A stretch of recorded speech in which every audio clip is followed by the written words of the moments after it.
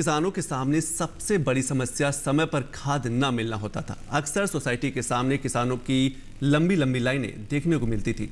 पर digital India platform के तहत देश भर के कॉमन सर्विस सेंटर अब इफ्को ई उर्वरक स्टोर के तहत किसान को खाद उपलब्ध कराएंगे। इफ्को के एक ऐसे ही स्टोर का उद्घाटन किया कॉमन सर्विस सेंटर के सीईओ दिनेश त्यागी ने। डिजिटल इंडिया देश को तकनीक के माध्यम से सशक्त कर रहा है। तकनीक के तेवर किसानों में भी देखने को मिल रहे हैं। किसान की जागरूकता ही उसकी सफलता का रास्ता है।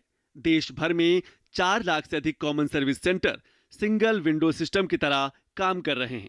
किसानों को खाद और उर्वरक मिलने में दिक्कत न हो, इसीलिए सीएससी सेंटर के माध्यम से देश भर में इफ्को ई उर्वरक स्टोर खोले जा रहे हैं। इसीलिए कॉमन सर्विस सेंटर के सीईओ दिनेश त्यागी ने इफ्को ई उर्वरक स्टोर का उद्घाटन किया। किसानों का जो सबसे बड़ा प्रॉब्लम है वो है कि खाद टाइम से नहीं मिलती है जब उन्हें ज़रूरत होती है। तो क्योंकि हमने कॉमन सर्विस सेंटर की हर जगह पे डिस्ट्रिक्ट में सोसाइटीज़ बनाई हैं और हम किसान को कॉमन सर्विस सेंटर हर गांव में है, तो उनकी डिमांड को एग्रीगेट करते हैं और जब ज़रूरत होती है इफ्को के माध्यम से चाहिए।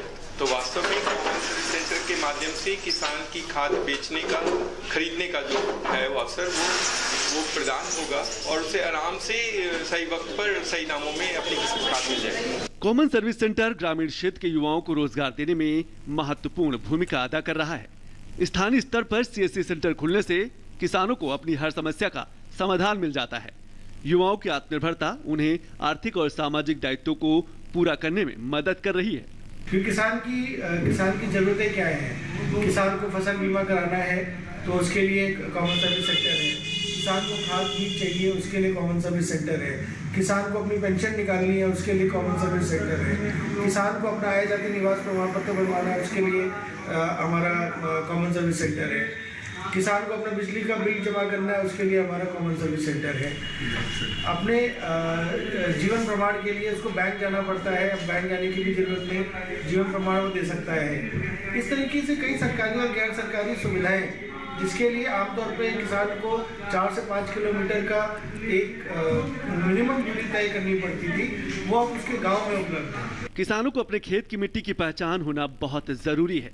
मृदा स्वास्थ्य कार्ड का मकसद भी यही है कि किसानों को उसके खेत की गुणवत्ता से परिचित कराया जाए। मिट्टी की जांच में वीएलई की भूमिका अहम है। वीएलई किसानों के खेत से मिट्टी एकत्र करता है, फिर लैब को भेजता है और उस आधार पर किसानों को बताया जाता है कि उसके खेत की मिट्टी किस फसल के लिए उपयोगी है।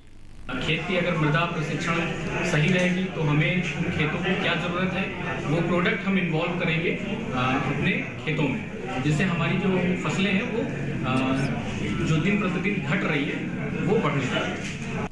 इफ्को ई उर्वरक सेंटर में पारदर्शिता का ख्याल रखा जाए, इसके लिए तकनीक का सहारा लिया जा रहा है।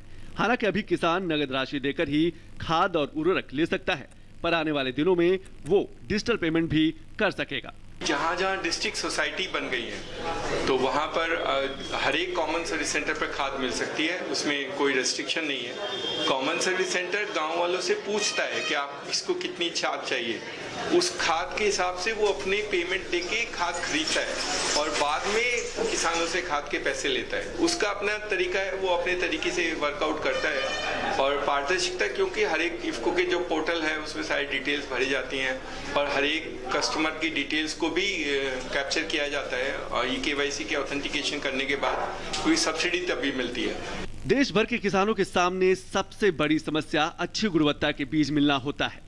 खराब बीज किसान की साल भर की मेहनत बर्बाद कर देती है। इसीलिए इस बार सरकार संसद में बीज विधेयक 2019 पेश करेगी, जिसमें नकली बीज बेचने पर 1 साल की जेल की सजा या 5 लाख रुपए तक का जुर्माना या दोनों का प्रावधान शामिल होगा। इफ्को जो सीएससी सेंटर है उसमें सिर्फ खाद नहीं, इफ्को के जितने भी प्रोडक्ट हैं वो सारे प्रोडक्ट मिलेंगे। उसमें सागरिका है या उसमें बीज है, हाई क्वालिटी बीज है। कुछ एक्सटेंशन प्रोग्राम्स भी हैं जो कि किए जाएंगे। डिजिटल इंडिया के तहत एक नए कार्यक्रम की शुरुआत की गई, जिसके अंतर्गत सीएससी का जो चैनल है उसके अंदर जो सोसाइटी हमने बनाई, सोसाइटी के माध्यम से ये खाद का वितरण अब आम जनमानस तक होगा। आने वाले समय में ग्रामीण क्षेत्र के युवाओं के लिए और संभावनाओं के द्वार खुलेंगे। आयुर्वेद को बढ़ावा देने के लिए पतंजलि आयुर्वेदिक स्टोर भी कॉमन सर्विस सेंटर के तहत खोले जाएंगे, ताकि स्वच्छ भारत स्वस्थ भारत का सपना पूरा हो सके। समय की मांग है कि किसानों को ज्यादा से ज्यादा जागरूक किया जाए ताकि कृषि उनके लिए एक उद्योग बन सके और 2022 तक दोगुनी आय पूरा करने का लक्ष्य भी धीरे धीरे पूरा हो सके। दिल्ली से संतोष चौधरी की रिपोर्ट, DD न्यूज।